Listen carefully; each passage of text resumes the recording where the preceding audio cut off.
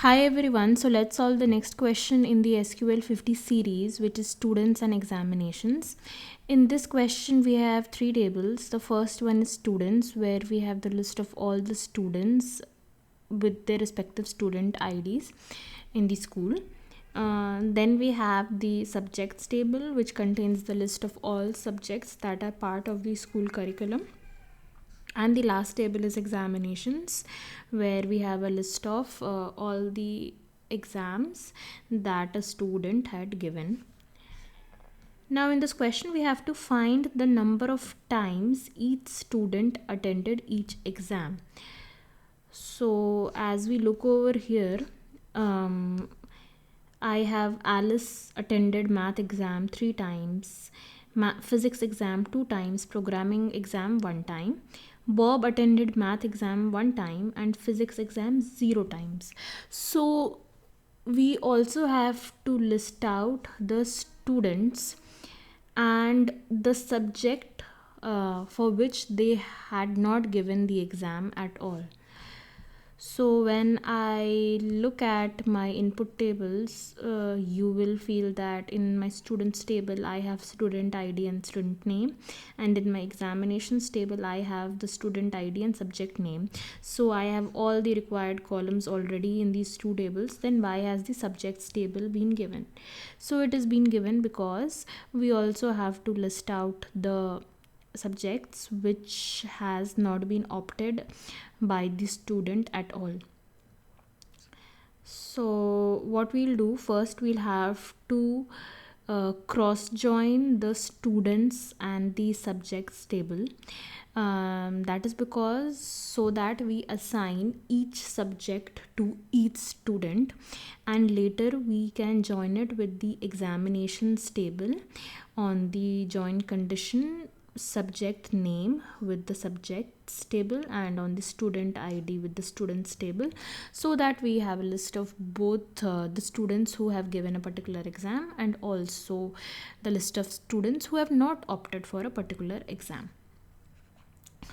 So let's start writing our query. We have the table students, and we will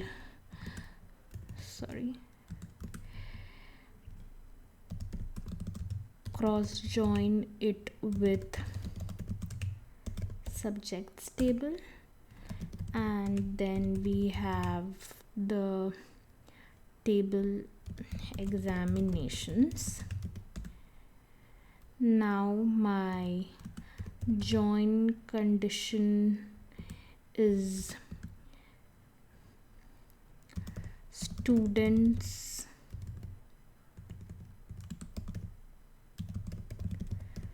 dot student ID equals to examinations dot student ID, and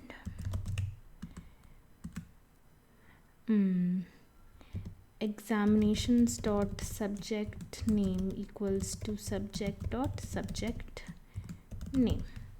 All right, now let's see what all columns we have to output. So the columns are student ID, student name, the subject name. So for the subject name, as we have to list all these subjects irrespective of whether they have been opted or not, that's why we'll have to use subjects dot subject name over here. Now my next column is attended exams. So over here I'll have to take the count of the actual number of times the subject had been opted. So that's why I will take examinations dot subject name, so that if the subject has not been opted out by has not been opted by a student, it will give the output as 0. Okay, so now as we are using an aggregate function on some columns, we'll have to list all these columns in the group by statement.